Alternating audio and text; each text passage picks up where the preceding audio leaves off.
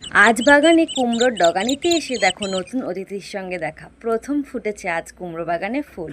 তো যাই হোক, দাদু সকালবেলায় একদম ছুরি নিয়ে চলে গেছে বাগানে, কারণ আজকে একটু কুমড়োর শাক রান্না হবে। তো যাই হোক, দেখো আমার পুঁই গাছের ডগাটা কি দারুণ হয়েছে। তো চলে এসছে ফাইনালি কুমড়ো বাগানে। এসেই দাদু প্রথম আমাকে দেখালো যে এই দেখো দিদিমণি, কত সুন্দর একটা কুমড়োর ফুল এসেছে। দেখে আমার মনটা ভীষণ ভালো হয়ে গেল, কারণ গাছটা অনেক বড় হয়েছে কিন্তু ফুল একদমই দেয়নি। আজকে দিয়েছে ফুল, আর এই দেখো আমি কেটে এনেছি একটা কুমড়োর ডগা। আবার চলে গেলাম একটু অন্য দিকে। এই যে এই ডগাটা দাদু কাটবে, একটু লকলকে, মানে লকলকে মানে একটু কী বলে সরু সরু। তো যাই হোক, দাদু কেটে নিল। আর আজকে কুমড়োর শাকটা খুব সুন্দর করে রান্না করব। ইচ্ছা আছে কুমড়োর ডাঁটা শাক দিয়ে তোমার মাছ দিয়ে রান্না করব। রেসিপিটা তোমাদের অবশ্যই শেয়ার করব।